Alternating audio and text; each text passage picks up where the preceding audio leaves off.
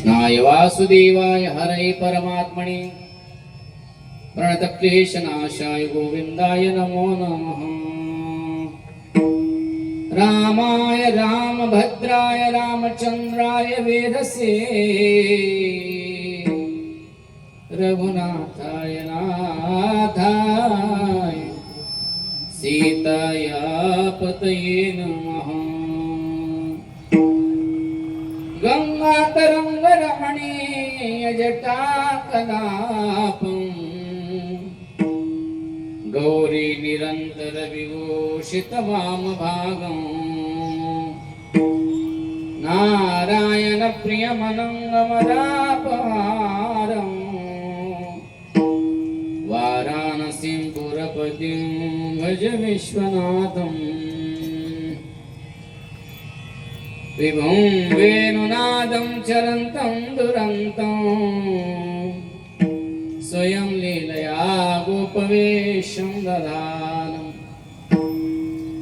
गवामृन्दकानन्दनं चारुहासं परब्रह्मलिङ्गं भजे पाण्डुरङ्गम्। मंगल भवन मंगलहारी मंगल भवन मंगलहारी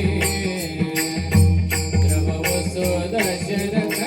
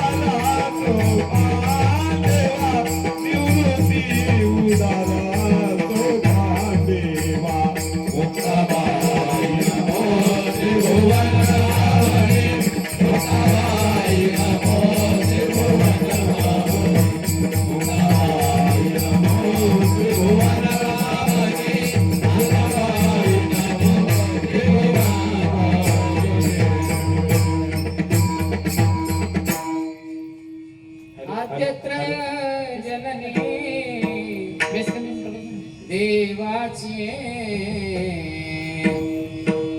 मुक्ताबाई नमो त्रिभुवन पावनी।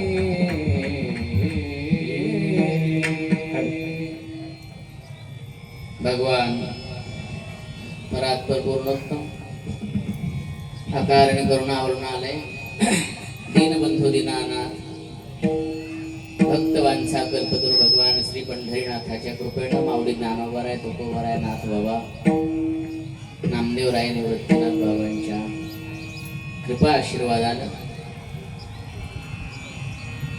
भगवान रामप्रभूंच्या कृपेनं हनुमंत बाबांचा जन्मोत्सव आज सकाळी संपन्न झाला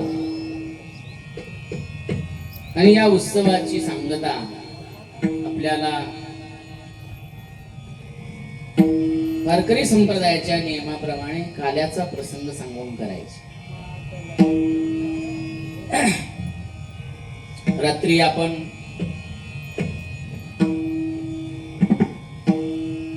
हनुमानजीची भक्ती कशी करायची किंवा हनुमानजीने भक्ती कशी केली, सरळ भक्ती केल्यानंतर देव कसा भेटतो याचं थोडस चिंतन केलं. मधुकर बाबा रात्री खूप आठवण आली तुमची. इतका घशाला ताण झाला तर मी आता काही बोललोच नाही. म्हटलं तर तुम्ही पंचपदी चालू द्या.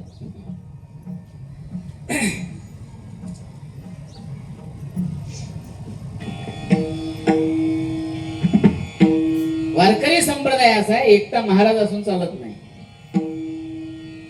गायनाचार्य, मृदंगाचार्य, श्रवण करणारे, तुम्ही आम्ही, खेळी मिळी सर्व असली पाहिजे. ज्याला काही येत नाही तेही पाहिजेत आणि ज्याला येत आहे तेही पाहिजे. एकट्याचा नव्हे खेळ. हे करायचं कशासाठी? आनंद. एकट्यानेच करायचं म्हटल्यावर आनंद येत नसतो.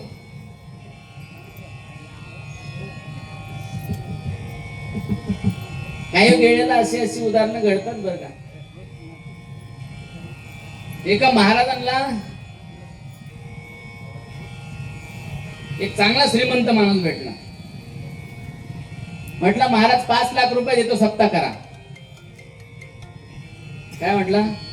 5 लाख रुपये. आता एकट्या महाराजाकडे एवढे पैसे आल्यानंतर महाराजची मजाच ना.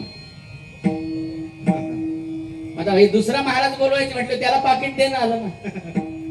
7 दिवसाचा सप्ताह. एक महाराज 10,000 झाले तर 70,000 रुपये.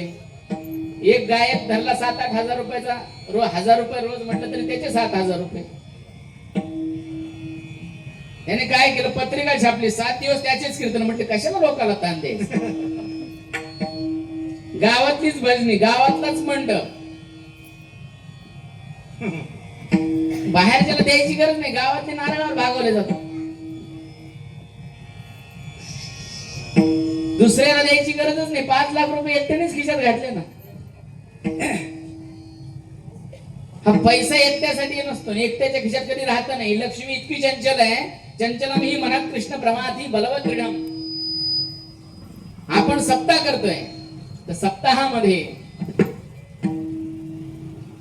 टाळकरी तितकेच महत्वाचे आहेत, श्रवण करणारे तितकेच महत्वाचे आहेत, गायनाचार्य, मृदंगाचार्य सर्वच.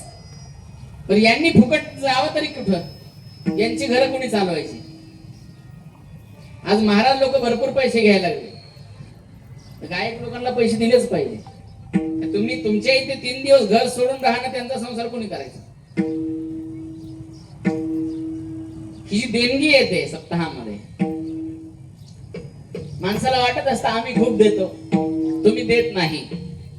तुम्हाला त्याने दिलंय म्हणून तुम्ही इथे देणार आहे. या जगामध्ये सगळे भिकारी आहेत, कोणी श्रीमंत नाही आहे. एकच भगवान परमात्मा आहे. दाता एक राम, दाता एक राम, भिकारी सारी दुनिया. दाता एक राम. सगळी दुनिया कशी आहे? भिकारी आहे. सगळे देवाला मागणार आहेत. श्रीमंत मागतो, गरीब मागतो, कोण असा आहे की तो मागत नाही? प्रत्येकाला गरज आहे. देवाची, साधूची संगत जर केली ना तर सगळं काही भेटतं. मला आता सांगितलं, सगळ्यांना माहित आहे. गावामध्ये गोविंद बाबा या गावामध्ये आले. गोविंद बाबांसारखे साधू या भागामध्ये होणं खूप मोठं भाग्य आहे. सगळीकडे साधू होत नाही. आमच्या मराठवाड्याला स्वामी महाराज भेटले म्हणून हाच वारकरी संप्रदाय टिकलाय. स्वामी महाराजांमुळे वारकरी संप्रदाय. स्वामी महाराजांच्या चाली, काकड्याच्या चाली सगळे स्वामी महाराजांचे आहेत.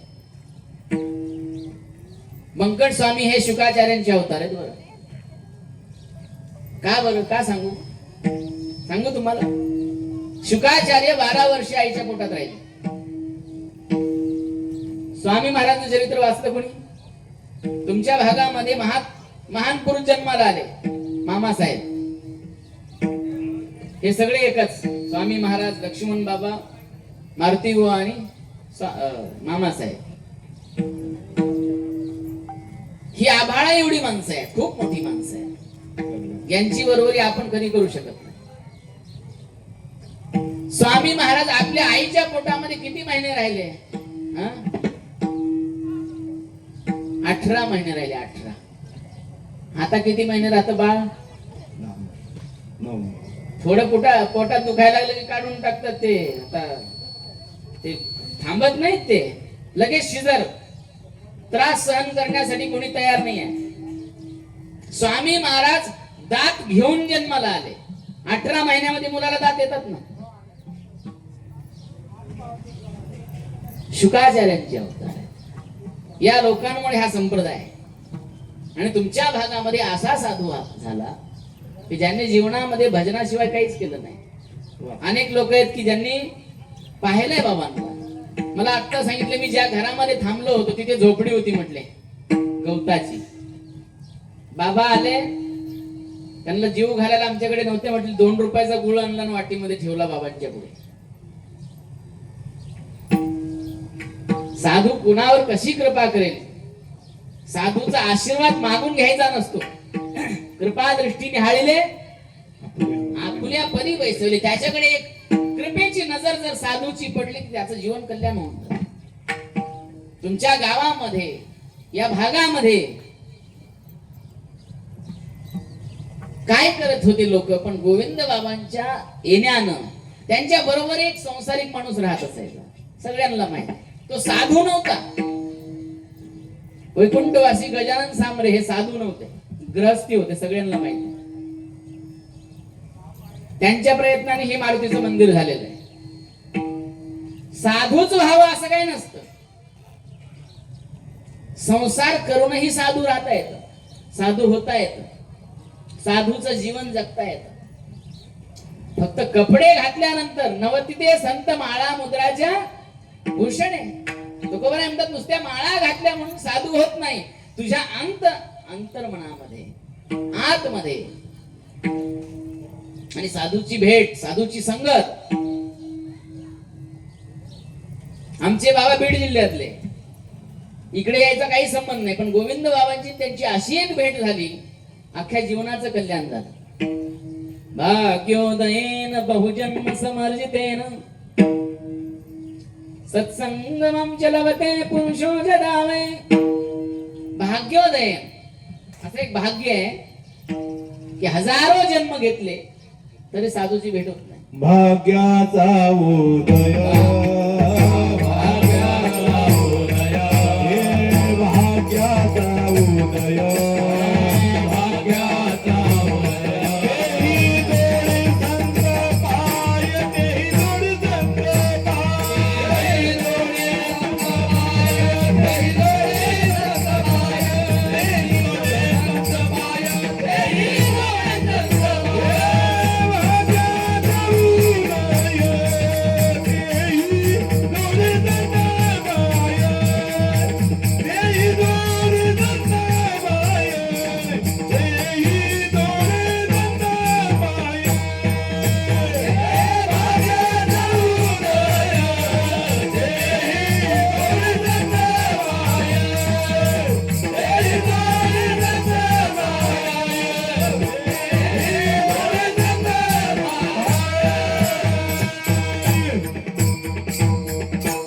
संतांचे पाय भेटणं म्हणजे भाग्याचा उदय. संतांचे पाय कोणाकडे जात नाहीत.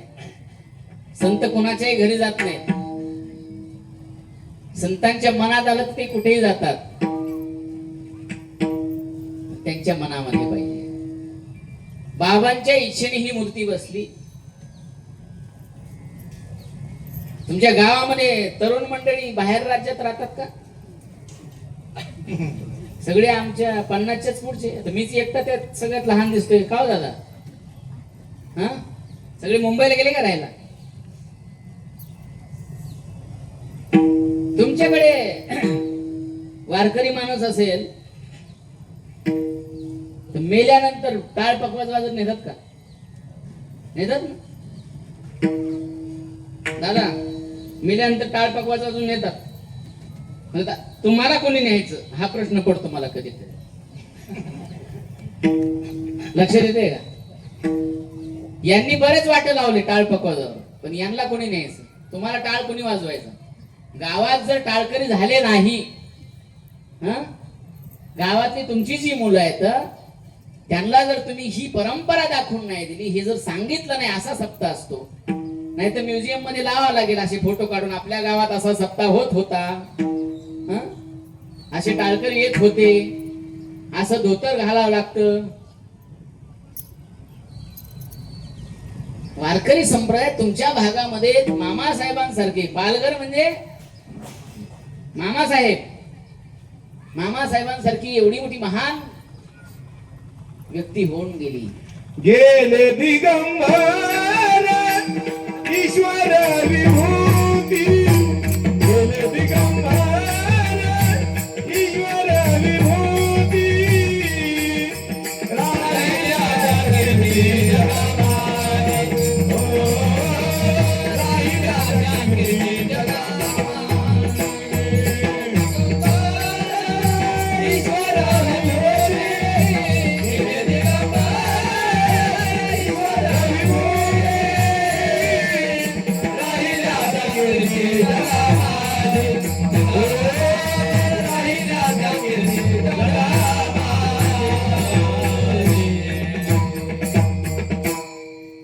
वारकरी संप्रदाय पुढे टिकला पाहिजे. तुमचे नातू ते माळकरी झाले पाहिजे. इथे शिबिरही होतात ना. आता दादांचं शिबिर आहे बघा पुढच्या महिन्यामध्ये आनंद आश्रमावरती. मीही त्या शिबिराला एक 15 दिवस तरी नक्की येणार आहे. मलाही शिकायचंय. माणसाने जीवनभर शिकत राहिलं पाहिजे. आपल्या इकडची लहान लहान मुलं सुट्ट्या लागल्यानंतर शिबिरामध्ये टाका. 1 महिन्यामध्ये 10-5 अभंग पाठ होतील, गीतेचा अध्याय पाठ होईल, हनुमान चालीसा पाठ झाली पाहिजे. तुमच्या गावामध्ये मारुतीरायाचं मंदिर आहे. दररोज सकाळी मारुतीरायाला पाणी घातलं पाहिजे, आरती केली पाहिजे, हनुमान चालीसा म्हटली पाहिजे. काही लोक दर शुक्रवारी विना बोलवता जाऊन बोलतात की नाही? आपण आपल्या मंदिरामध्ये 4-5 दिवसांनी तर केलं पाहिजे की नाही? प्रत्येक मंगळवारी प्रत्येक शनिवारी तुम्ही सामुदायिक हनुमान चालीसा घेत जा इथे. दादा, महिलांनीही हनुमान चालीसा म्हटलं तरी चालतं, असं काही नाही की हनुमानजीला शिवायचं नाही. महिलांनी सगळ्यांनी मंदिरामध्ये येऊन बसा. हनुमान चालीसाची पुस्तक वाटलं तर मी घेऊन येतो पुढच्या वेळेस. तुम्हाला 2 रुपयाला पुस्तक भेटतं हनुमान चालीसा, 2 रुपये. इथे मंदिरामध्ये 100 पुस्तक आणून ठेवा.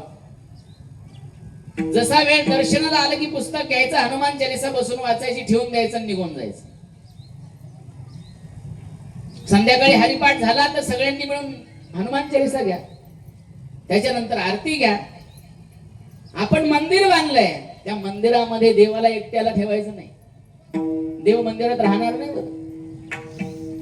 जर तुम्ही त्याच्या पुढे येऊन काही साधना नाही केली, भजन नाही केलं, चिंतन नाही केलं, आरती नाही केली, तर देव एकटा काय करेल मंदिरामध्ये? आपल्या घरातल्या देवाची आपण रोज पूजा करतो की नाही? तुमच्या प्रत्येक घराघरामध्ये देवघर आहे की नाही? तुम्ही महिन्यातून एकदा पूजा करत असताल ना? मग दररोज करता. मग इथे नित्य हनुमान चालीसाचा पाठ झाला पाहिजे. तुमच्या गावामध्ये काहीही कमी पडणार नाही. अष्टसिद्धी नवनिधिके हनुमानजीकडे जर तुम्ही हनुमान चालीसाचा पाठ केला, तुमचं कसलंही संकट असेल दूर होऊन जाईल.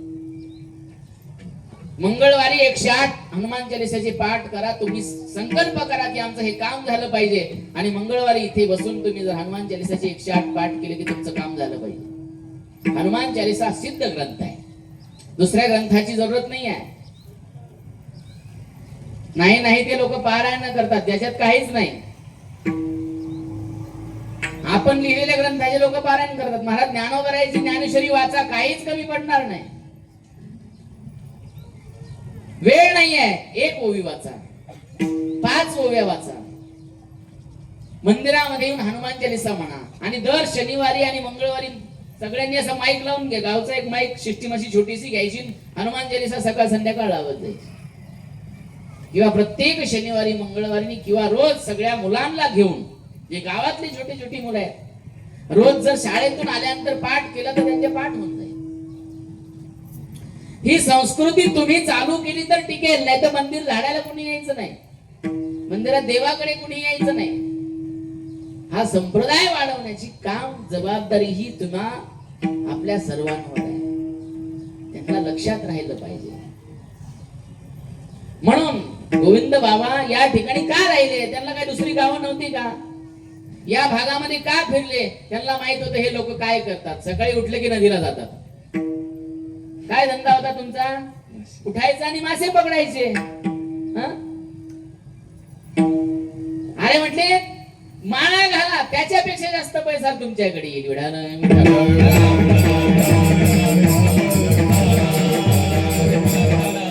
ते काम करणारे जे लोक आहेत ते तुमचे इतके सुखी नाही आहेत. दुसऱ्या जीवाला संपवून जर आपण जगत असो तर आपला उद्धार होणार नाही, पण दुसऱ्या जीवाच्या बरोबर संगतीमध्ये राहून भजन केलं तर आपला उद्धार. मी आता अभंग घेण्यासाठी विचार करत होतो. दादांनी अभंग सांगितलं, म्हटलं गोविंद नाव आलं पाहिजे अभंगामध्ये.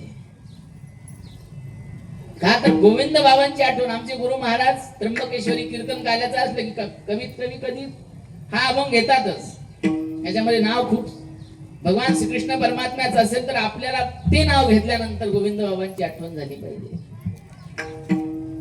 आपल्याला दुःख संपवायचं असेल तर देवाचं नाव घ्या, साधूचं नाव घ्या. दुःखाची निवृत्ती. नामदेव रायचा खूप छोटीशी गवळण आहे, छोटासा अभंग आहे. इतका छोटा आहे की 3च चरणाचा आहे,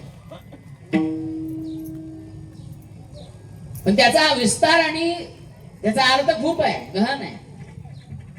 भगवान श्री पंढरीनाथाचे अत्यंत लाडके लढीवाळ भक्त आहेत नामदेव राय. देवाशिवाय त्यांना कधी करमलं नाही. देवाला सोडून ते कुठे राहिले नाही. ते देवाकडे पाहता पाहता देवाला म्हणायचे, देवा तुझ्याकडे पाहिल्यानंतर अत्यंत सुख भेटतं, माझ्या दुःखाची निवृत्ती होते. दुःखाची निवृत्ती म्हणजे संसारात राहून जे दुःख भेटतं ना. माणसं कंटाळले ना, घरामध्ये काही क्लेश वाटला तर मंदिरात येतात आणि देवासमोर बसतात. ते दुःख आहे. जो सुखी असतो त्याला दुःख कळत नाही. तर दुःख अशी गोष्ट आहे की दुःख आल्याशिवाय देव आठवत नाही. माणसं चांगली असताना देवाचं नाव घेणार नाही, पण दुःख आल्यावर देवाला दोष देणार. हे आम्हाला का? सुखामध्ये का म्हणत नाही देवा आम्ही किती मजेत आहोत? दुःख आल्याबरोबर माणसाला वाटतं देवा हे आमच्या वाट्याला का आलंय? नामदेवराय म्हणतात, माझ्या दुःखाचं कारणच नाहीये, मला दुःखच नाहीये, पण तरी सुद्धा तू असल्यानंतर तो दुःख जे नावाचा शब्द जो आहे तो सुद्धा माझ्याकडे येऊ शकत नाही. त्याची निवृत्ती होऊन जाते. विठ्ठल पंत संसारामध्ये होते, दुःखाने व्यापलेले होते, अत्यंत व्यापलेले. समाज एवढा त्रास देत होता. संन्यासी होते, पुन्हा गृहस्थी झाले, पण ज्या दिवशी निवृत्ती घरामध्ये आला तिथून पुढे ज्ञान आलं, सगळं झालं. म्हटले माझं दुःख संपलं.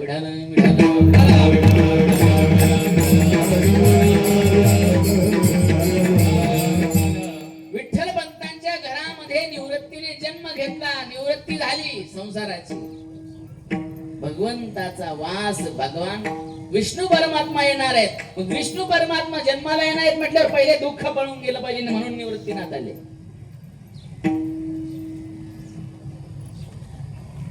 नामदेवराय म्हणतात की माझ्या दुःखाची मी संसारामध्ये आहे, पण माझं जे दुःख आहे संसारामध्ये पण मंदिरात आल्याबरोबर दुःखाची निवृत्ती होऊन जाते. दुःख संपून जात. दुःख मला आठवत नाही. केव्हा म्हटले? तुला पाहिल्याबरोबर. देवाला पाहिल्यानंतर सुखच भेटलं पाहिजे, वाटलंच पाहिजे. का तर तो त्याच्यासारखा सुखरूप या जगात कुणी नाही. सुखरूप साधुदा कोणी सांगा, सुखरूप आई साधुदा कोणी सांगा, सुखरूप आई साधुदा कोणी सांगा, सुखरूप आई साधुदा कोणी सांगा, सुखरूप आई साधुदा कोणी सांगा, सुखरूप आई साधुदा कोणी सांगा, सुखरूप आई साधुदा कोणी सांगा, सुखरूप आई साधुदा कोणी सांगा. माझ्या पांडुरंगा सारी कादो, माझ्या पांडुरंगा सारी कादो, माझ्या पांडुरंगा सारी कादो, माझ्या पांडुरंगा सारी कादो. अलगे तारे मुंडारे दे गाई, अलगे तारे मुंडारे दे गाई, माझ्या पांडुरंगा सारी कादो, माझ्या पांडुरंगा सारी कादो, माझ्या पांडुरंगा सारी कादो, सारी कादो. नलगे तारे मुंडारे दे गाई, नलगे तारे मुंडारे दे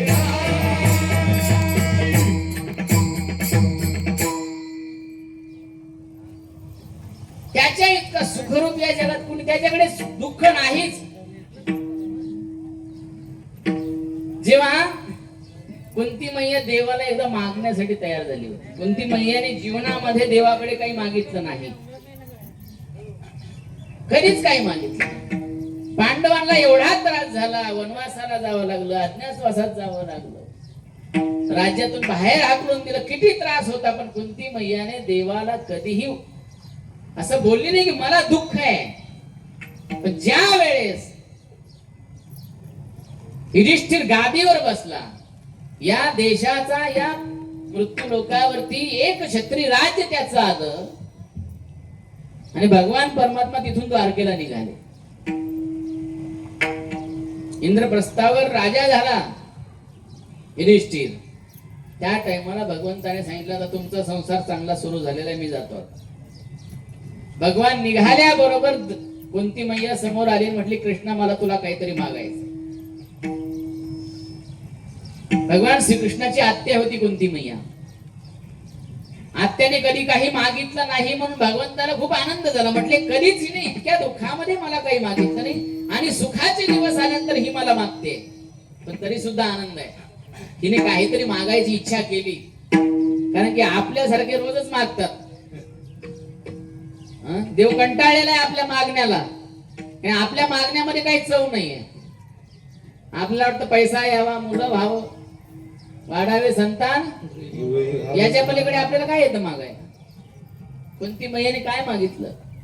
म्हटले देवा मला दुःख दे. म्हटले दुःख. देवाने कपाळाला हात मारून घेतला. म्हटले काय मागते? अरे आतापर्यंत तुला वन वन फिरावं लागलं तुझ्या पोरांबरोबर. सगळं वनवास चालू आहे पंडू राजा गेल्यापासून आणि तू आता दुःख मागते. आता शिकत तुझं दुःख संपलंय. अरे म्हटले तू दुःखामध्ये प्रत्येक क्षणाला आमच्या बरोबर होता, सुख आल्याबरोबर तू द्वारकेला चाललाय, म्हणून मला दुःख पाहिजे. विडाल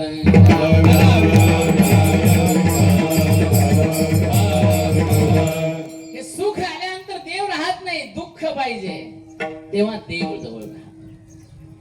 देव असा आहे महाराज. श्रीमद भागवतामध्ये भगवान शुकाचार्य म्हणतात, जेव्हा भगवंताचा जन्म झाला ना, त्या गोकुळामध्ये दुःख नावाची चीज होती ना, ती राहिलीच नाही.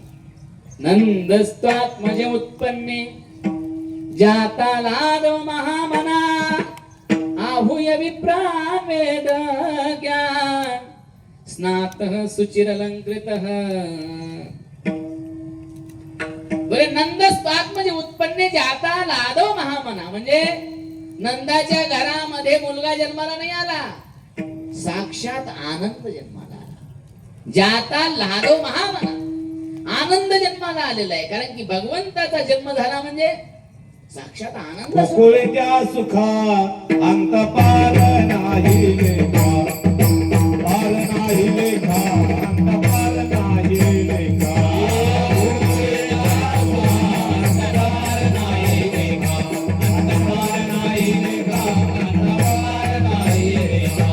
गोकुळच्या सुखा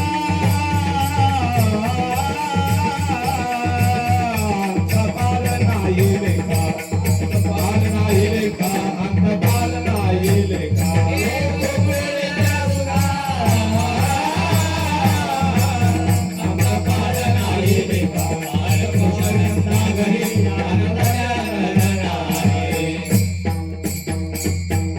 गोकुळामध्ये एवढं सुख आलं की गोकुळीच्या सुखा अंत राहिला नाही, पारही राहिला नाही, अंत पार इतका आनंद झालेला आहे. बाळकृष्ण नंदा घरी, नंदाच्या घरी आनंदल्या. सुखाचार्य म्हणतात नंद स्वात म्हणजे उत्पन्ने जाता लादव महामन, आनंद जन्माला आला. कारण की तो आनंद स्वरूप आहे. सच्चिदानंद रूपाय विश्वोत्पत्त्यादि हेतवे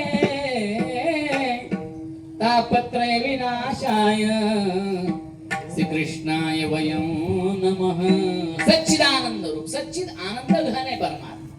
बाबा गोस्वामीजी वर्णन करत असताना रामजीचं असं वर्णन करतात.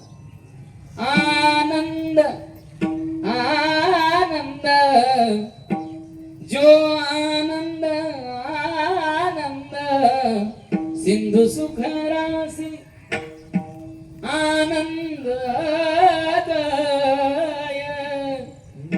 नित्य निरामय. जो आनंदाच्या राशी आहे त्याच्याकडे सिंधू आहे, जो आनंद सिंधू सुख राशी, ज्याच्याकडे आनंदच आहे, दुसरी गोष्टच नाही आहे. तुम्ही मागता दुःख देवाकडे. संसारातल्या गोष्टी मागणं म्हणजे दुःख मागणं आहे. पैसा येणं म्हणजे दुःख आहे. मुलं होणं म्हणजे दुःख आहे. तुम्ही म्हणताला असं कसं काय, लाता घातल्यावर काय आनंद वाटतो का? परत चांगले पोरं असले तर बरंच आहे, पण म्हातारपणामध्ये लाता घातल्यावर, जन्माला आल्यावर जेवढा आनंद होतो, लाता घातल्यावर तेवढा आनंद होतो का?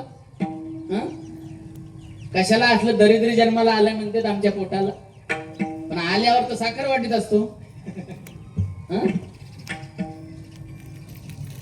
देव पाहिजे. मागा तुम्ही, फक्त एकच चीज मागा. देवाकडे गेल्यानंतर जर देव मागितलं तर सगळं येणार आहे. तुम्ही लक्ष्मी मागता, लक्ष्मी मागूच नका. लक्ष्मी स्थिरावली मुकुंदी जैसी. मुकुंदाला मागितलं लक्ष्मी आपोआप येते. जेव्हा ज्ञानोबा समाधी घ्यायला चालले मंदिरामध्ये आळंदीच्या गर्भगृहामध्ये चालले, भगवान श्रीकृष्ण परमात्मा पांडुरंग परमात्मा आत होते गर्भगृहामध्ये, तेव्हा लक्ष्मी आत चालली. तुझं काम नाही म्हटले, बाहेर हो. लक्ष्मी होती का तिथे? देव होता. देव आला म्हटले लक्ष्मी बाहेर. आज कुठे माहिती का लक्ष्मी? जयाची द्वारी सोन्याचा पिंपळ. अरे त्यांच्या दारामध्ये सोन्याचा पिंपळ उभा राहिला का? देव आत आहे. जिथपर्यंत देव आत आहे तिथपर्यंत लक्ष्मीची ताकद नाही त्या दारातून बाहेर जायची. देव बोलवा, लक्ष्मी तुम्हाला बोलवायची गरज नाही. एवढा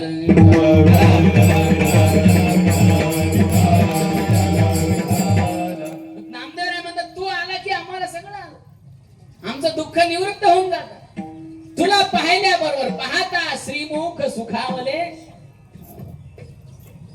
आपल्या डोळ्याला त्याला पाहायची सवय लागली. पाहता श्रीमुख कोणाचे? सकाळी उठल्या उठल्या बायकोच पाहिल्यानंतर असं आनंद वाटत असेल ना. सकाळी उठल्यानंतर बायको दिसली पाहिजे समोर. काही काहीच डोकं उठत म्हातारपणात, बरं तरुणपणात नाही. उठल्याबरोबर माणसाला कोण दिसलं पाहिजे? पाहता श्रीमुख, दुःखाची निवृत्ती, सुखाची ते सुख. पाहता श्रीमुख गोविंदाची, गोविंदाचं मुख दिसलं पाहिजे, देवाचं मुख दिसलं पाहिजे. तुमच्या घरामध्ये गोविंद बाबांचा फोटो आहे, त्यांचं मुख पहा. त्यांच्याकडे पाहिल्याबरोबर आनंद वाटला पाहिजे. साधूकडे आणि देवाकडे पाहिल्यानंतरच आनंद वाटतो. आपण संसारी लोक, माणसं महाराज कोणाचंही तोंड पाहायला तयार नाहीत. एखाद्या कामासाठी जर माणूस बाहेर निघला आणि सकाळी एखाद्याचं तोंड पाहायला भेटलं ते काम नाही झालं तर काय वाटतं? याचं तोंड पाहिलं आणि काम नाही झालं असं वाटतं की नाही? खरं म्हणजे माणसाने संध्याकाळी काय करत जावं? उशाला झोपताना आरसा घेऊन झोपत जावं. आपलं एकदा पाहावा, सकाळी उठायचं आपलंच तोंड पाहायचं, मग कामाला निघायचं. खरंच आपल्या तोंडाने काम होतंय का?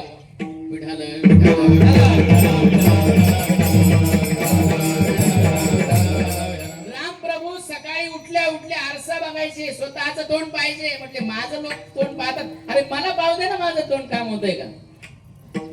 तुमचं तोंड किती चांगले किंवा तुम्ही किती चांगल्या तोंडाचे, काळ्या तोंडाचे की गोऱ्या तोंडाचे, हे स्वतः पहा एकदा. लोकांना दोष द्यायची गरज नाही आहे. एक असाच होता, चालला होता रस्त्याने, राजा समोरून चालला होता. त्या राजाने निघालेलं आहे कामासाठी, एकाचं तोंड पाहिल्याबरोबर पुढे गेला, त्याचं काम कॅन्सल झालं. ठीक आहे, म्हटलं कोणाचं तोंड पाहिलं होतं मी? शोधा म्हटले. हा असा असा माणूस होता. त्याला पकडून आणलं, टाका म्हटले याला जेलमध्ये. मग त्याची शेवटची इच्छा विचारली पहिल्यांदा. राजा म्हटला तुझं तोंड पाहिल्यामुळे मला माझं काम झालं नाही. ते म्हटलं तुझं काम झालं नाही, पण तुझं तोंड पाहिल्यावर मला जेलमध्ये जावं लागलं.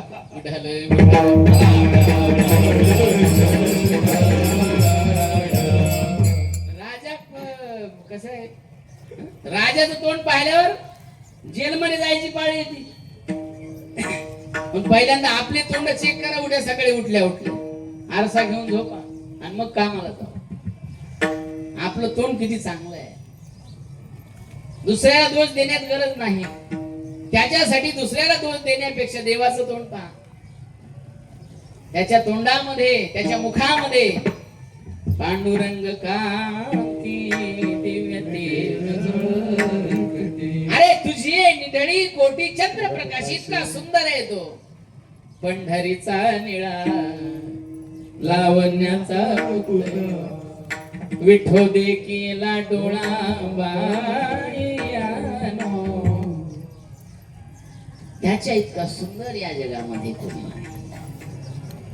त्याला पाहायला गवळणी तर महाराज त्याला पाहण्यासाठी काम धंदा विसरून जायचे. त्या उठला की त्यांना वाटायचं कन्हैयाला पाहावं. तो जर नाही दिसला तर गवळणी रडायच्या. एक गवळण तिने कधी देवाला पाहिलं. मला देव इतका सुंदर आहे, त्याच्या तोंडाला काही लावा तुम्ही, त्याला मेकअप करायची गरज नाही. आता तुम्ही लोक सगळे ब्युटी पार्लर मध्ये जाता. हे हिरो जे आहेत ना, नट वगैरे, यांनी जर मेकअप केला नाही ना दादा, तर तुम्ही त्यांना बोलायची नाही रस्त्याने. चल बाजूला वर म्हणते, पाय बी पडू नको माझ्या. ते नट मेकअप केला तर चांगले दिसत. अरे आमचे भोलेनाथ महाराज जंगलात राहतात, स्मशानात राहतात. कोणची पावडर लावतात? पॉन्ड्स, भस्मोटी, रुंडमाळा. स्मशानेश्वा क्रीडा स्मरहर पिशाचा सहचरा.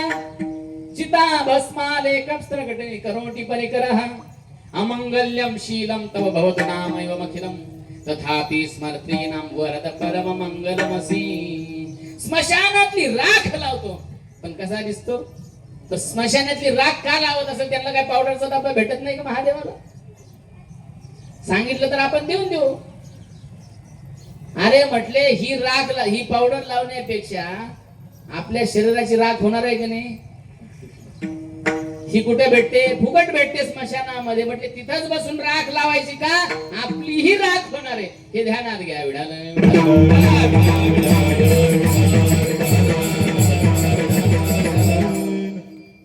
भगवान श्रीकृष्ण परमात्मा शेण लावायचे तरी सुंदर दिसायचे तोंडाला. भगवान श्रीकृष्ण परमात्मा इतका सुंदर आहे, त्याचं वर्णन करत असताना भगवान शुकाचार्य वेणू गीतामध्ये करतात. बरहा पीडा नटवर वपुः कर्णयोः कर्णिकारं बिभ्रत्वा सह कनक कपिशं वैजयन्तीं च माला रन्ध्रान् वेणुर्रदर सुदया पूरयन् गोपवृन्दै वृंदारण्यम स्वपदरमणं प्राविशद्गीत कीर्तिः. बरं हा पीडम नट वर वपुः म्हणजे ज्याच्या डोक्यावरती मोर मुकुट आहे. नट वर वपुः नट म्हणजे टीव्हीतले सांगितले पण नटांचा बाप म्हणजे आमचा श्रीकृष्ण परमात्मा आहे. नट वर वपुः हो तो नट आहे साधा नट नाही नटराज. अनाथ धक्काम नव पंचवारम नटराज आहे भगवान शंकर परमात्मा नटराज आहे. सुंदर आहे त्यांना मेकअप करायची गरज नाही. एक गवळण तिने कधी कृष्णाला पाहिलंच नाही. तिला खूप वाटायचं का नाही याला पाहावं पण सासू इतके विचित्र होते घरातून बाहेरच जाऊ देत नसायचे. घरातच तिचा नवरा खट्याळ सासू खट्याळ पण सगळ्या गोपिका पाण्याला गेल्यानंतर कन्हैयाचं वर्णन करायचे. म्हटलं तो किती सुंदर आहे किती सुंदर आहे कृष्ण परमात्मा. त्याला पाहिल्याबरोबर तुका म्हणे छंदे येणे वेदिले गोविंदे. त्याला पाहिल्याबरोबर म्हटले महाराज पाहिलिया वेद लावी बैसी जीवी. अरे तो पाहिल्या बरोबर असं वाटतं की त्यालाच पाहत राहावं दुसऱ्याला पाहू. पाहिला पाहिला नंदाचा नंदन पाहिला पाहिला नंदाचा नंदन पाहिला पाहिला नंदाचा नंदन पाहिला पाहिला नंदाचा नंदन.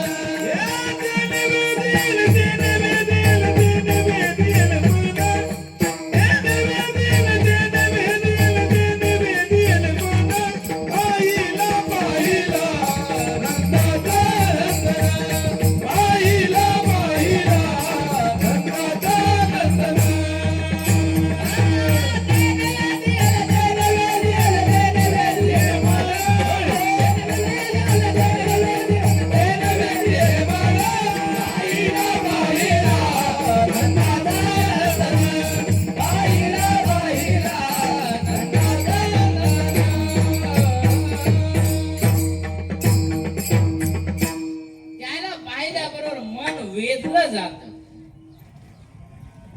यालाच पाहावंच वाटतं. ती गवळण खूप नाराज व्हायची की मला कन्हैयाला पाहायचंय मला पाहायला भेटत नाही तो त्याचं दर्शन करायचंय. एक दिवस सासूबाईला म्हटली घरात सारून घ्यायचं होतं शेण पाहिजे म्हटलं. घरामध्ये त्यांच्याकडे गाई नव्हत्या. म्हणजे सासू माझी थोडासा गोबर लिहाव. बाहेर जायचा बहाना केला त्यांनी. ज्या बोलले क्या पाठी उचलली आणि यशोदेकडे आली. ओ मैया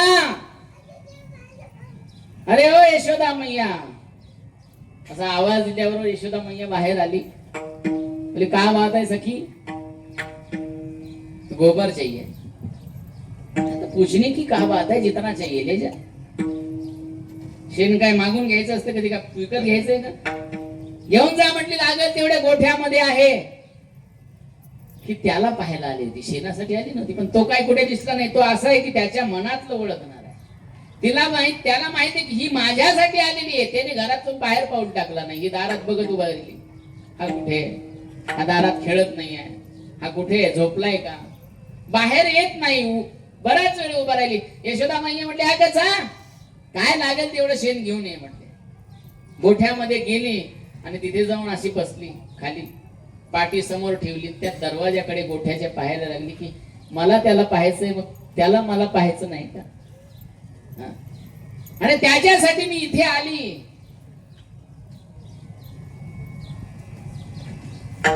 त्याला पाहण्यासाठी आली आहे. तो काय येत नाही.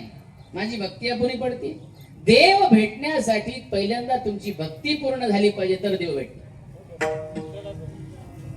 भक्ती ही परिपक्व झाली पाहिजे. त्या गोपिकाच्या डोळ्यामधून पाणी यायला लागलं की मी त्याच्यासाठी आलेली आहे.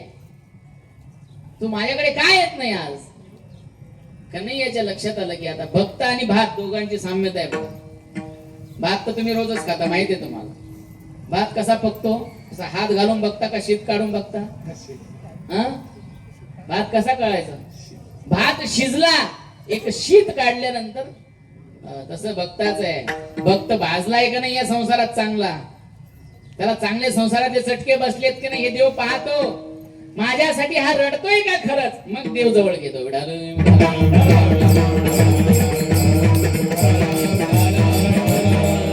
आपल्या भक्तीची पराकाष्ठा झाली पाहिजे, आपली भक्ती ओथंबून वाहली पाहिजे, तर देव भेटेल. नाही तर या वर्षी सप्त्यात आता काला झाले की डायरेक्ट पुढच्या वर्षी मंदिरात म्हटल्यावर कसा देव भेटेल? आणि तर तुमच्या इकडे सप्ते 2.5 दिवसाचे, आमच्या इकडे 8-8 दिवस सप्ते असतात. ती 2.5 दिवसात देव भेटेल का? अरे अखंड चिंतन विठो माझे, अखंड चिंतन करावं लागेल तेव्हा देव भेटेल. गोपिका रडते ती गोठ्यामध्ये, म्हटले आज जिथपर्यंत हा येणार नाही तिथपर्यंत मी इथून उठणार नाही. शेण न्यायला आले, शेण घेऊनच जाईल, पण त्याच्या हातानेच घेऊन जाईल. दृढ भक्ती. आज भले मला माझ्या सासूने परत घरात नाही घेतलं तरी चालेल, नवऱ्याने घरात नाही घेतलं तरी चालेल, पण आज मी गोठ्यातून बाहेर जाणार नाही. तिथेच बसून राहिली कन्हैयाच्या लक्षात आलं. आता ही पक्का निर्णय करून आली, अहो सगळा काम धंदा घर धंदा सोडून आलेली आहे, मी आज तुझ्यासाठी आलेली आहे.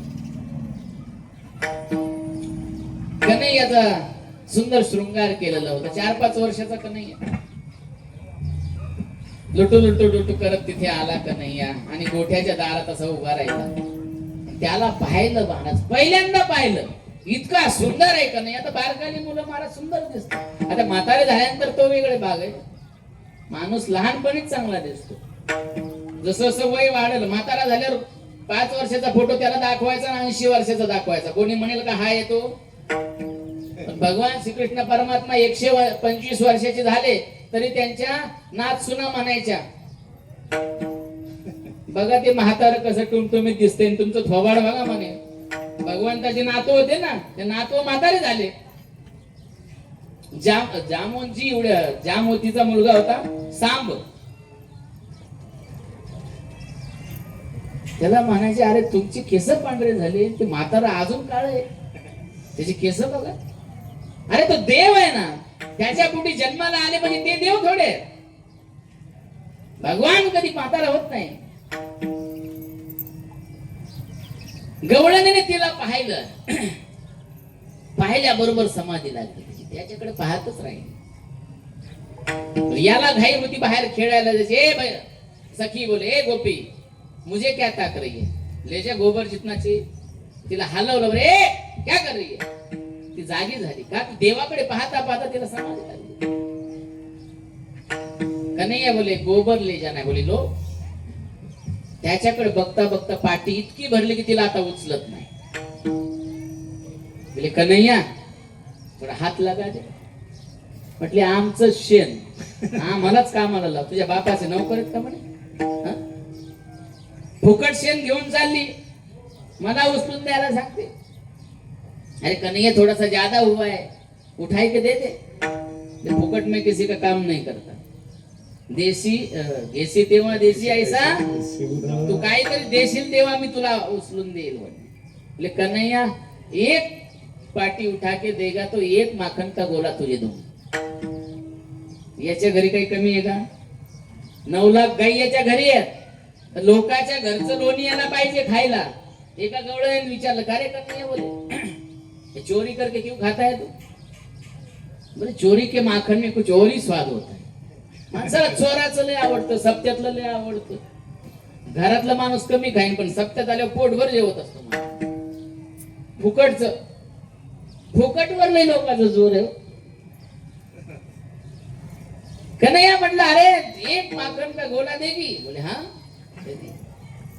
ज्यावेळेस ती पाठी उचलायला लागली तर कन्हैया इतका जवळून तिने पाहिला, पाठी घेतली पळतच गेली, पाठी टाकून आली. पुन्हा पाठी भरली, पुन्हा उचलायला लागली. कन्हैया म्हटलं रुक, इसका हिसाब कौन करेगा? मैं तो स्कूल में गया नहीं हो, तू भी स्कूल में गई नहीं, शाळेत तू गेली नाही, हे कुणी लिहून ठेवायचं किती पाट्या तू देणार आणि किती मला माखनचे गोळे भेटणार? गोपी इतकी हुशार होती. म्हटली कन्हैया, त्या कन्हैयाचा इतका सुंदर शृंगार केला होता मैयाने म्हटले कन्हैया एक पार्टी ले जाऊंगी तो एक गोबर का टीका तेरे मुंह पे लगाऊंगी. काय एक शेणाचं बोट तुझ्या गालावर देईल. इतका सुंदर दिसायला ना. आधीच आता पावडर लावून आलेला, पण आता काय लावायचंय? शेण लावायचं. पळतच गेली, पाठी टाकून आली, पुन्हा दुसरं बोट बुडवलं, पुन्हा टीका लावला. 2-4 पाट्या झाल्या. याला वाटलं ही कुठपर्यंत माझ्याकडे येणार आहे, आणि मी काय असा सरळ भेटणार आहे काय? 2-4 भेटी बाद झाल्या. मला दुसऱ्याही गवळणी भेटी द्यायला जायचंय. गवळण गेली की याने काय केलं? आपले 5ही बोट शेणात घातले आणि सगळ्या कपाळावरती, गालावरती शेणाचे टिपके लावले. सगळ्या तोंडावरती शेणच. आता तर भगवंत आणखी सुंदर दिसायला. ती आली, अरे मैया बस कर बोले, अभी पूरा मुंह भर गया, चलो इसका हिसाब करो, गिनती करो. यशोदा मैयाकडे आले. यशोदा मैया लांबूनच पाहिले, बोले कन्हैया अभी तेरा इतना अच्छा श्रृंगार करके भेजा था, तू मुंह पे गोबर लगा के आया, पिछले जन्म में सुअर तो नहीं था तू? म्हणजे मैयाने ओळखलं. मागच्या अवतारात कोण होता? वराह होता की नाही? वराह कुठे बोलतो? शेणामध्ये. म्हणजे पिछले जन्म में तू सुअर ही था, चल इधर आ, तेरा मुंह साफ करती हो. असं म्हटले हो की नाही? अरे ये साफ नहीं करना, इसका हिसाब करना है. बोले काय काय हिसाब? बोले जितने टीके लगे उतने माखन के गोले मिलेंगे. बोले जा दारी के, तेरे घर में इतना दही दूध है, फिर भी लोगों के लिए, लोगों का दही दूध माखन चाहिए तुझे विठाल.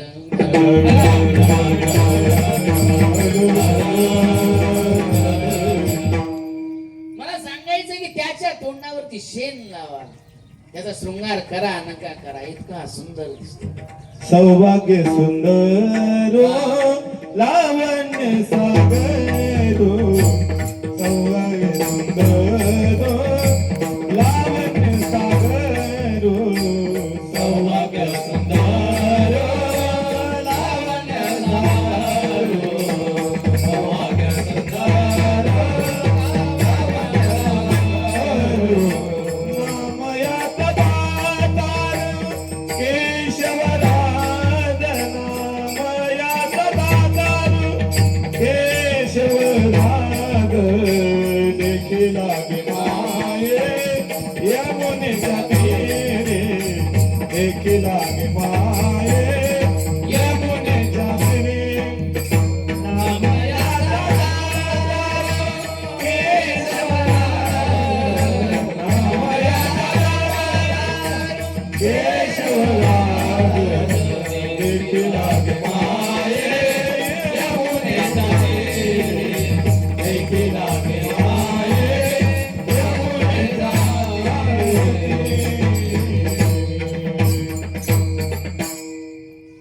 सौभाग्य सुंदर, त्याच्यासारखा लावण्यवान, त्याच्यासारखा सुंदर या जगामध्ये कोणी नाही आहे.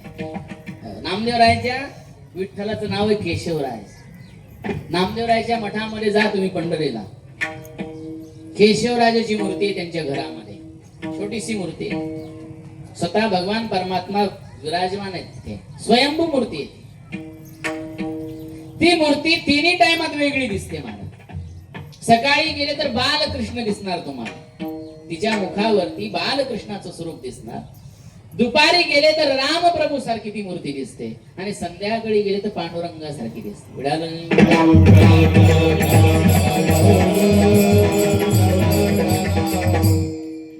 तुम्ही नामदेव पायरी पासून राईटला गेले ना, तो सुफला सुजलाम सुफला तो पूल आहे का, पूल, त्याच्या पाठीमागे गेले की नामदेवरायचा वाडा आहे.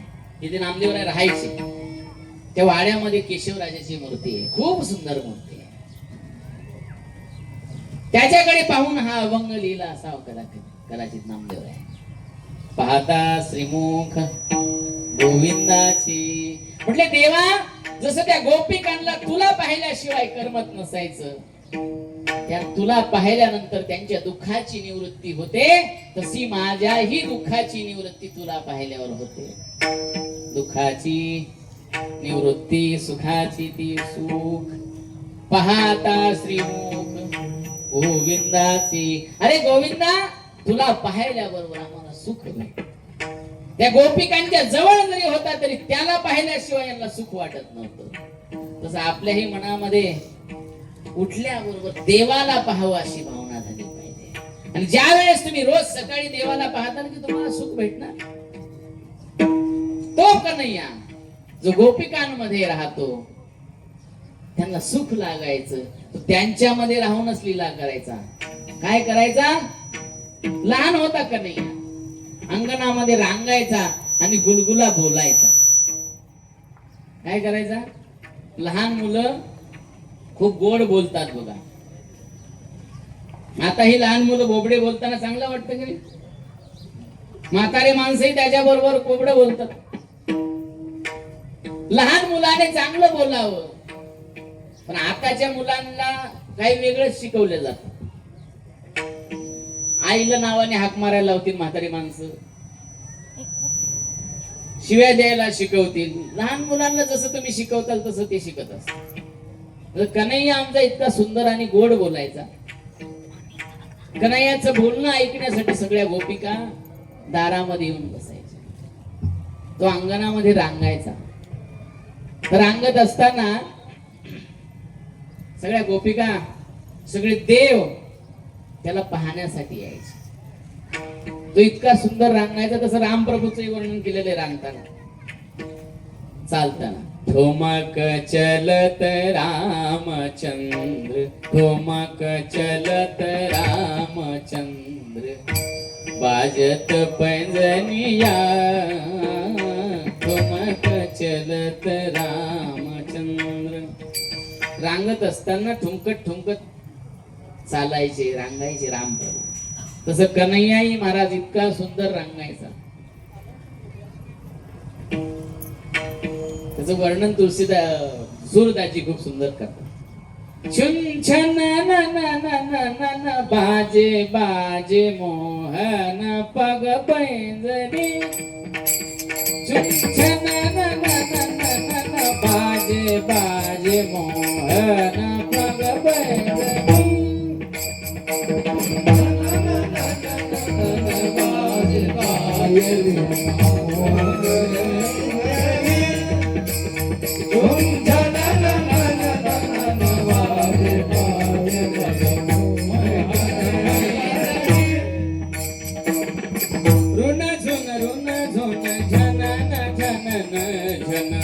बाजत है पैंजनिया,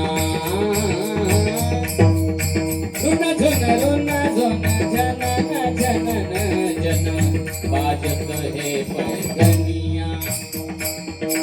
मात यशोदा चलना सिखावे, मात यशोदा चलना सिखावे, उंगली पकड़ दो कनिया. रुन झुन झनन झनन जन, बाजत है पैंजनिया. रुन झुन झनन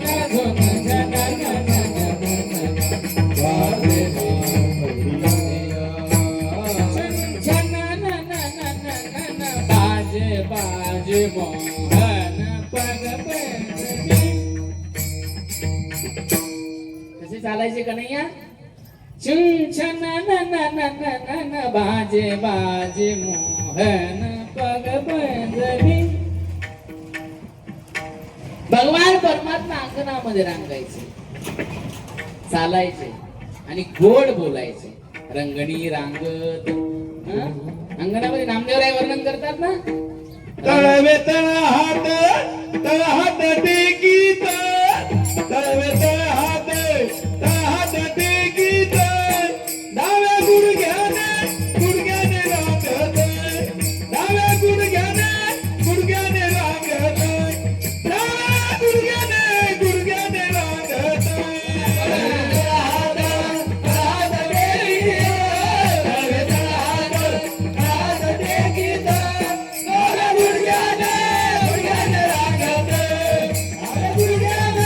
गुडघ्याने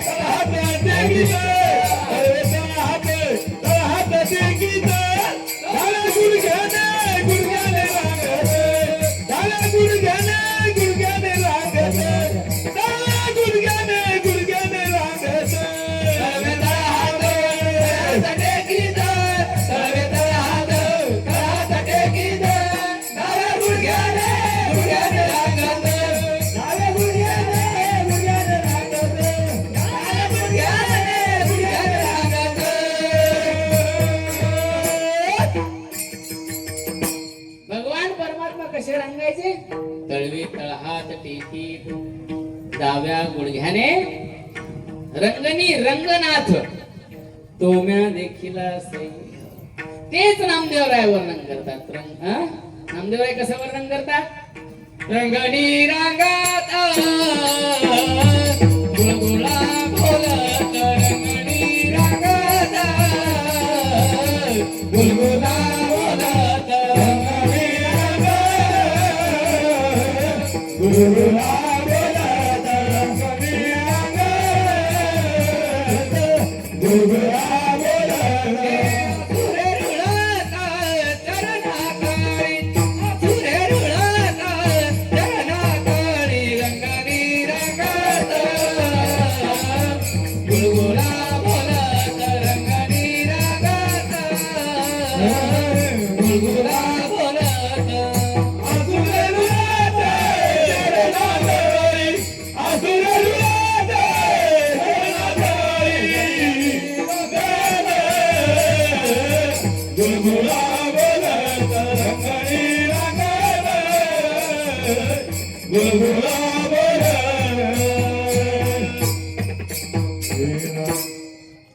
गुलगुला बोलत नाही. गुलगुला शब्द जरा घरातही चालतो.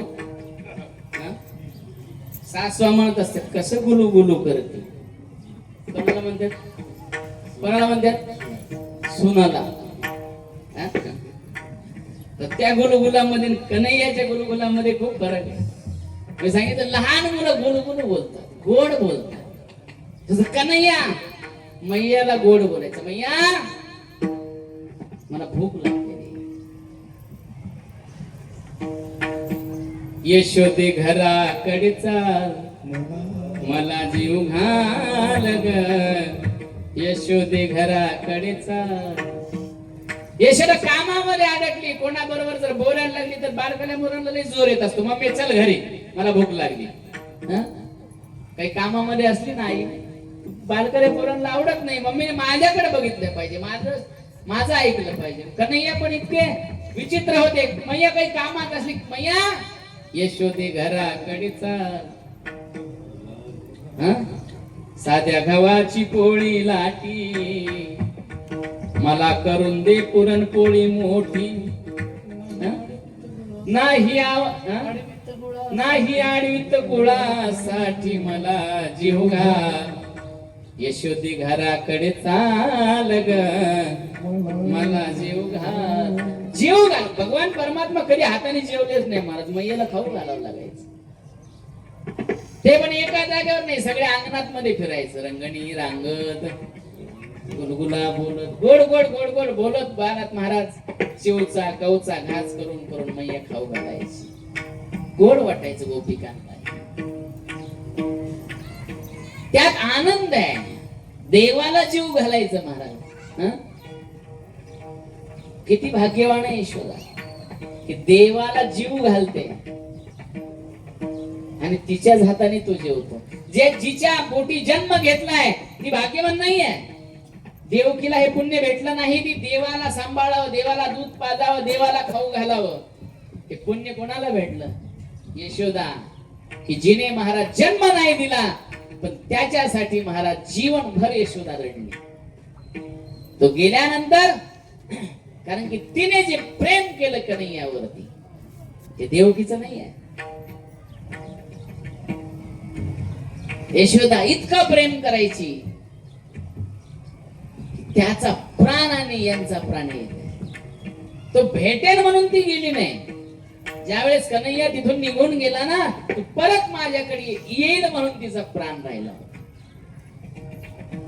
इतकं प्रेम आहे. नामदेवराय म्हणतात की त्यांच्यावरती एवढं प्रेम आहे देवाचं पण म्हणून देव तिथे जन्माला आला. रंगणी रांगत गुलगुला असुर रुळत चरणात. एवढा लहान असताना देवाने असुरांना महाराज चरणाने मारलं. आपल्या चरणाने. लहान आहे परमात्मा. अनेक राक्षसांच्या तुम्हाला कथा माहिती आहेत. आपल्याला वेळ होतोय, मी आता वेळ वाढवत नाही. तसं म्हणजे भगवंताला मारण्यासाठी पहिल्यांदा 50% आरक्षण असल्यामुळे तेच पुढे आले होते. राम अवतारामध्ये भगवंताने पहिल्यांदा कोणाला मारलं? ताडकाला. म्हटले महिलांवर मी हात उचलत नाही, पण आता समोर आल्यावर सत्कार करायला पाहिजे की नाही. ज्या वेळेस भगवान परमात्माचा जन्म झाला तेव्हा महाराज मावशी आली त्याला भेटायला. म्हणजे अजून डोळे नीट उघडले नाही याचे. पाळण्यात असतानाच काही काहींच त्याने वाटे लावलं. पण ही पूतना अशी आहे, तिच्या नावात इतकी पवित्र आहे. पूत, पूत म्हणजे पवित्र. पूत म्हणजे ना म्हणजे नाही, जी पवित्र नाही ती पूत ना. पूतना लोकबालग्नी राक्षसी रुद्रासना.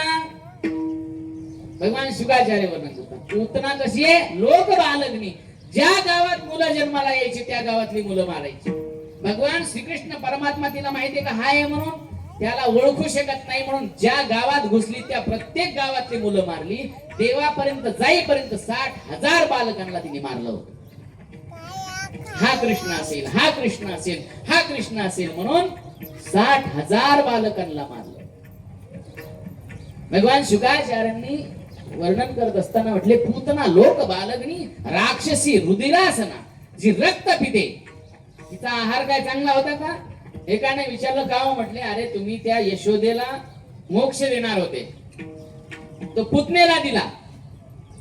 पुतनेला मोक्ष दिला की नाही? मग एवढी चांगली होती का जी बाळांना मारत होती? 60,000 तिने बालक मारली. जी रक्त पिणारी आहे, राक्षसी रुद्रासना, आणि तिने तुम्ही मोक्ष दिला. म्हटले त्याचं कारण आहे, जे माझ्या आईने मला दूध पाजायचं काम केलं तेच तिने केलंय.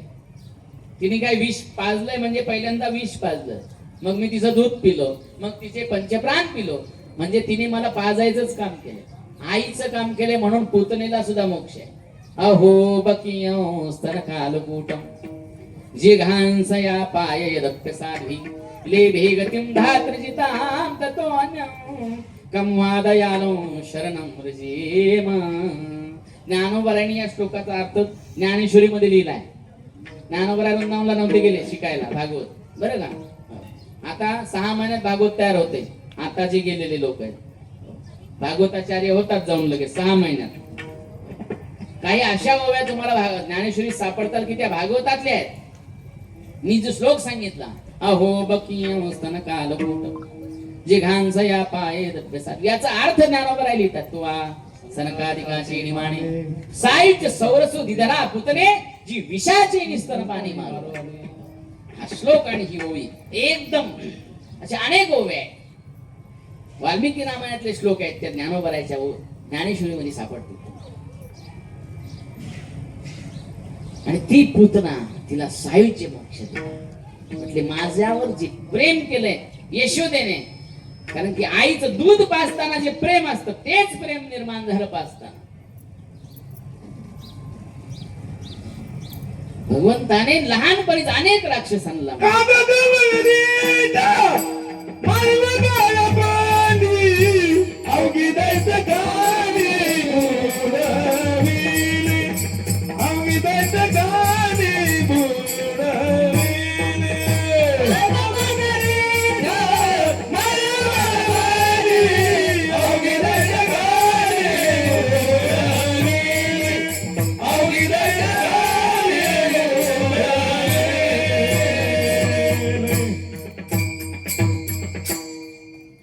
विषय वाढवत नाही. का ग बघ रिठा मारिले बाळपणी. अवघी दैत्यखानी उडविली, सगळी दैत्यखानी बालपणीच मारली भगवंत.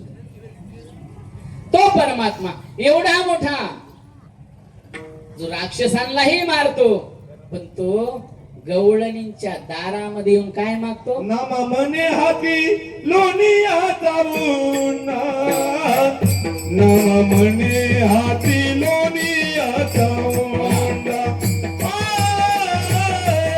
नाम मने हाती लोनिया चावून, नाम मने हाती लोनिया चावून, नाम मने हाती लोनिया चावून, नाम मने हाती लोनिया चावून,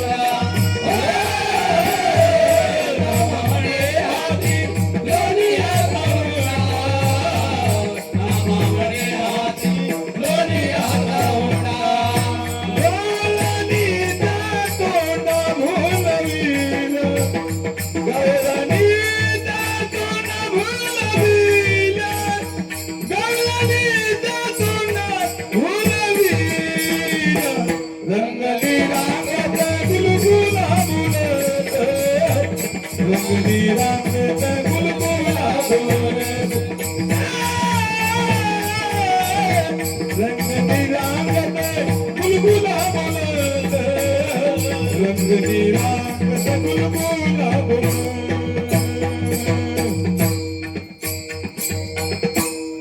मधुकर बाबांसाठी एकदा टाळ्या वाजवा.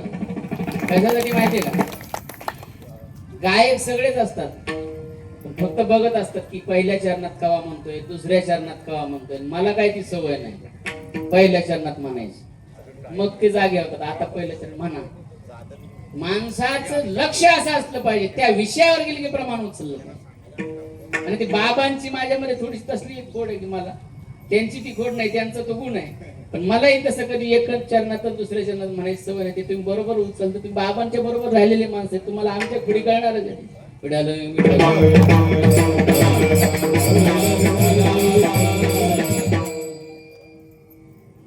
नामदेव म्हणतात की नामा म्हणे हाती लोणियाचा उंडा, गवळणी त्यातून भोललिया. त्याला पाहिल्याबरोबर सगळं विसरून जायच्या गवळणी, त्यालाच पाहत असायच्या. तुझं पाहता सामोरी दृष्टी नफिरी माघारी. त्याला पाहिल्याबरोबर असं वाटायचं देवा रूपी जडले लोचन.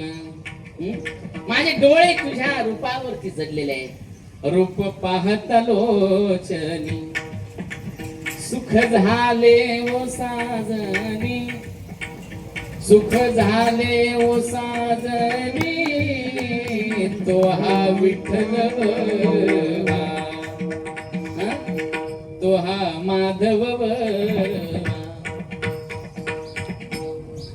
राम बरवा कृष्ण बरवा सुंदर बरवा बायानो. तो इतका सुंदर आहे, तो बरवा आहे. बरवा म्हणजे सुंदर, नीट आहे, सरळ आहे. बरवा म्हणजे सरळ. देव सरळ आहे म्हणून देवाकडे जात असताना आपण सरळ होऊन जायचं. आपल्या मनात गाठ नसली पाहिजे. त्या गोपिकांच्या मध्ये राहायला का तो जाऊन तर म्हटली गोपिका सरळ आहे. सगळं काम धंदा सोडून त्या संसार जरी करत असल्या तरी आतमध्ये आत हरी बाहेर हरी. त्यांच्या मनामध्ये मी आहे. मी त्यांच्याकडे का जातो म्हटले. आमदार म्हणतात लोण्याचा गोळा काय घरी भेटला नसता का, पण नामा म्हण्याती लोणियाचा उंडा त्या गवळणीला जाऊन मागायचा. आणि गवळणी त्याच्याकडे ते दिल्यानंतर त्याने ते तोंडाला लावल्यावर भुलून जायच्या. गवळणी त्या तोंडा भुलनिया रंगणी रांगत गुलगुला बोलत असुर रुळत त्यांना तरी विढोबा कुमारी.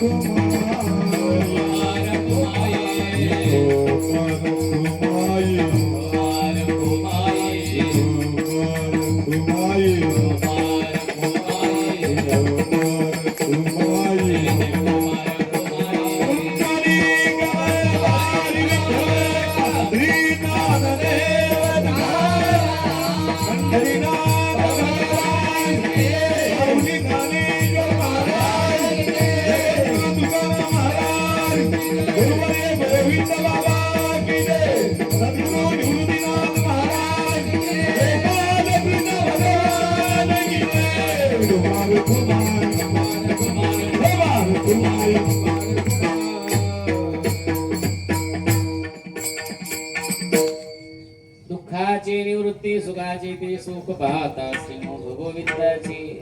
नामदेवरायची सुंदर अशा प्रकारची ही रचना आहे. खूप मोठा विस्तार होईल. आपला वेळ संपलेला आहे. नैवेद्य ही हनुमंत बाबाकडे आलेला आहे. म्हणजे वाट पाहायला नको का स्वयंपाक झाला नाही. हा पाहायल्या बरोबर विठोबा राहू म्हटलं आता झाली आता वेळ. नाही तर तुम्हीच आणि भगवंताचं चरित्र इतकं आहे महाराज. हरी अनंत, हरी कथा अनंत, इतकं चरित्र आहे की कितीही सांगा पोट नाही भरणार. आणि आमचं तर विषय असा आहे की मला इतकंच भगवान श्रीकृष्ण परमात्म्याचं चरित्र आवडतं, कितीही सांगा पोटच नाही भरत. म्हणून भगवान परमात्मा त्या गोकुळामध्ये गोपिकांना गोपाळांना सुख देतात, त्यांना आनंद देतात. आणि तो रांगतो तिथे, खेळ खेळतो, चोऱ्या करतो. आता जास्त सांगणार नाही, एक दोन प्रमाण सांगतो आणि पुढे चालतो. ह्या गोपिकांकडे जर तो गेला नाही तर ह्या यशोदेकडे जायच्या आणि म्हणायच्या, यशोदे हा तुझा कृष्ण कान्हा आम्हाला त्रास देतोय. मग कधी कधी यशोदा मैया रागवायची, कन्हैया घरी जाऊ नको यांच्या, त्यांना त्रास देतो, चोऱ्या करतो. कन्हैया जर गेला नाही तर या गोपिका रडायच्या, का आला नाही आला म्हणून घरी जायच्या त्याला पाहण्यासाठी, आणि नाही आल्यावर घरात पुन्हा रडत बसायचे. आज मोरे अंगना में आओ नंदलाल, त्या देवाला प्रार्थना करायचे, कन्हैया अरे माझ्या घरी रोज ये.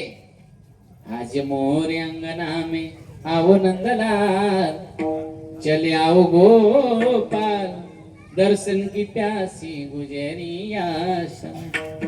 अंगना में आओ मोरे माखन को खाओ, अंगना में आओ मोरे माखन को खाओ, मीठी मीठी बत्तियां सुनाओ नंदलाल, चले आओ गोपाल, दर्शन की प्यासी गुजरी आशा.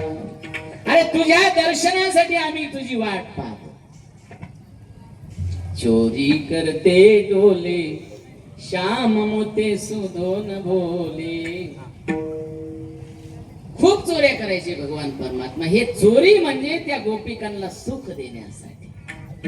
आणि चोऱ्या भरपूर झाल्या, मग गवळणी सांगायचे, यशोदे अरे तुझा काना आम्हाला त्रास देतोय. मग यशोदा मैया कधी कधी रागायचे, हे कन्हैया चाल बोले कल का उद्यापासून म्हटले इंग्लिश मीडियमला टाकायचं तुला. उद्या जाई राणा, उद्या जाई राणा, उद्या जाई राणा.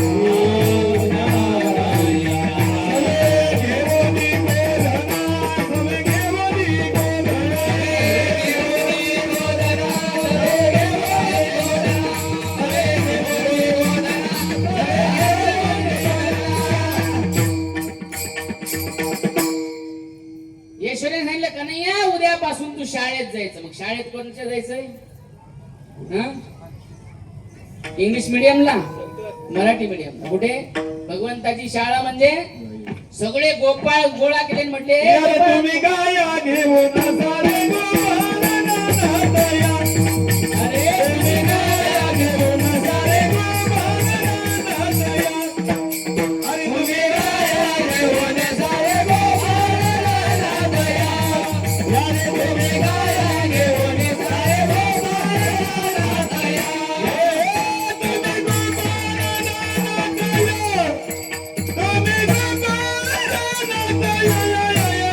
तुम्ही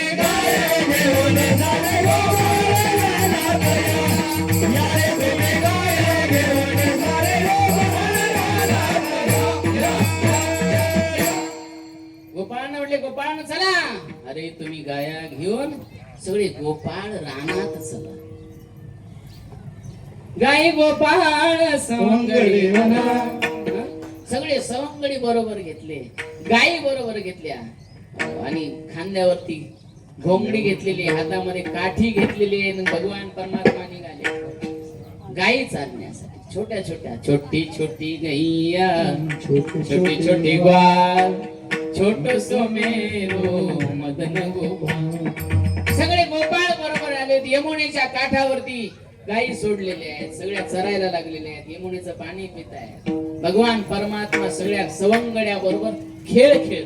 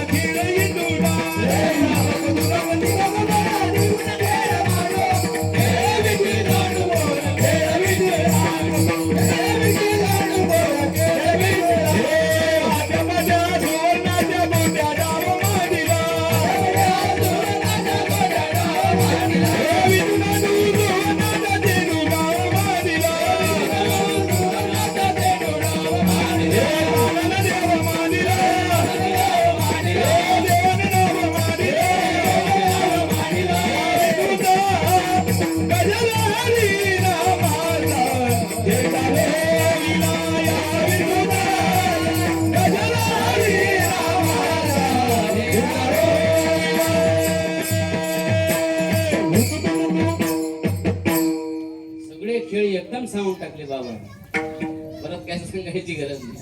सगळे खेळ खेळत खेळत महाराज 12 बरोबर वाजले. म्हटले ऊन खूप पडले रे देवा, आता भूक लागली आहे, आपल्या शिदोऱ्या गोळा करा. गायी बसलेल्या आहेत, चारा खाऊन बसल्यात, पाणी पिऊन आता रवंत करण्यासाठी झाडाखाली गायी बसल्या. सगळे गोपाळ एकत्र झालेले आहेत. खांदी बहार पोटी भूक, काय खेळायाचे सुख, झाली आता वेळ म्हणती नाना शिदोऱ्या. सगळ्यांनी शिदोऱ्या जवळ आणलेल्या आहेत. सगळ्या गोपाळांनी शिदोऱ्या काढल्याबरोबर देव पण जरा विचित्रच होता. ते म्हणते माझी आहे तैसी पाही, नाही तरी घरा जाय. जा म्हटले घरी, माझ्यासारखी पूर्णाची पोळी पाहिजे. अरे म्हटले देवा तू बाप कोणा तुका म्हणे हरी माझे कोणी नाही हरी, नका सावंतुली बघा पायावे गळे. तुका म्हणे हरी माझे कोणी नाही हरी, नका सावंतुली बघा पायावे गळे. अरे कुठे जायचं, तुला सोडून आमचं कोण आहे घरी, तूच सर्वस्व आहे आमचा, तुला सोडून आम्ही जाऊ शकत नाही. तू खाऊ घाल अथवा मार, पण तुझ्याच पशी राहणार आहे. भगवान परमात्म्याला माहिती आहे माझी भक्त आहे. त्याच्यामुळे भगवान म्हटले काय हरकत नाही, सगळ्यांच्या शिदोऱ्या एकत्र केल्या आणि स्वतः भगवान परमात्मा भानुदास गीती गात प्रसाद देतो पंढरीनाथ, प्रसाद देतो पंढरीनाथ. भानुदास गीती गात प्रसाद देतो पंढरीनाथ, प्रसाद देतो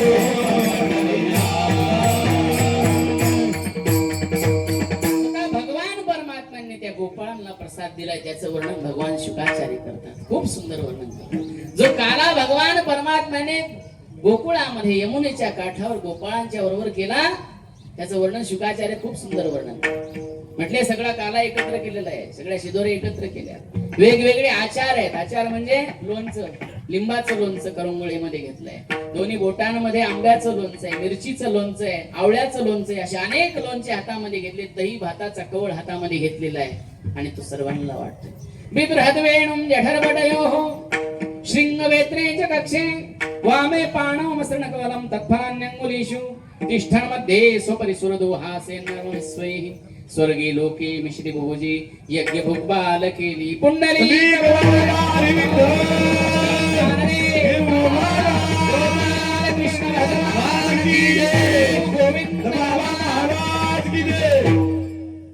भगवान परमात्म्याने जो गोपाळांना काला वाटला, तोच काला भगवान ज्ञानोबर आहे, तुकोबर आहे, आपल्याला दिलेला आहे, आपल्या पात्रावरती वाढलेला. एकदा त्यांचं भजन करूया. ज्ञानेश्वर माऊली ज्ञानेश्वर माऊली निवृत्ती राया, निवृत्ती राया,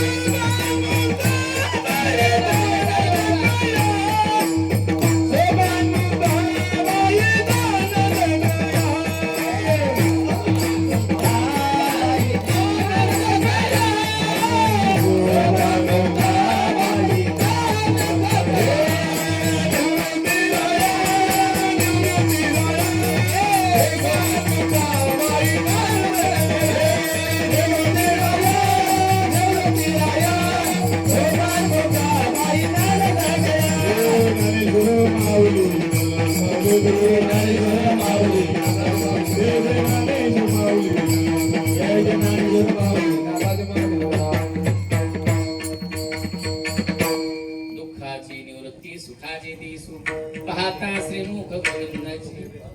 या ठिकाणी हनुमंत बाबांचा हा उत्सव संपन्न होत आहे. सर्वांनी मिळून हा उत्सव साजरा करावा. नवीन लोकांना पुढे आणा, नवीन मुलांना पुढे आणा, त्यांच्यावरती संस्कार करा. आपल्या भागामध्ये संस्कार शिबिर आहे दादांचं, अलोंड्याला आश्रमावरती, तिथे मुलांना उन्हाळ्याच्या सुट्टीमध्ये पाठवा. मुलांवरती संस्कार होतील आणि आपला संप्रदाय वाढेल. आपला संप्रदाय कसा आहे, तो कसा जोपासायचा आहे, तो सप्ताह वर्षाला तुम्ही करताय, तो कसा करायचा आहे. तरुण मंडळीने सगळ्यांना याच्यामध्ये तुम्ही आलं पाहिजे. काय फक्त दहीहंडी फोडलं की पुढच्या वर्षी मंदिरात येऊ नका असं नाही. पुढच्या वर्षीपर्यंत आणखी असे 5-50 पोरं तयार करा की हे म्हातारे माणसात ऐकायच्या कामाचे आहेत. फक्त पळायला तुम्ही आम्ही पाहिजेत. मला काही काम सांगा, मी येऊन करतो तुमच्या इथे.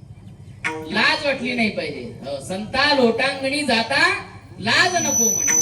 तरुण परमार्थ असला पाहिजे. तरणा भाग्य तर तरणा भाग्यवंत नटे. अरे आता तरुण पोरांची गरज आहे. यांचा वारसा आपण पुढे चालवला पाहिजे. सगळ्यांनी मिळून हे कार्य केला पाहिजे. सगळे टाळकरी आहेत, मृदंगाचार्य आहेत, गाणारे ऐकणारे आमचे दादा आज या ठिकाणी उपस्थित आहेत. सर्वांच्या मिळून हा सुंदर अशा प्रकारचा महोत्सव होत आहे. हा आणखी वाढावा. आपल्या सर्वांच्या सुखाची कामना करतो. सर्वे वै सुखिनः सन्तु सर्वे निरामयाः सर्वे भद्राणि पश्यन्तु मा कश्चित् दुःख भागवेत् किंबहुना सर्व सुखी. अशा प्रकारे सर्वांना शुभकामना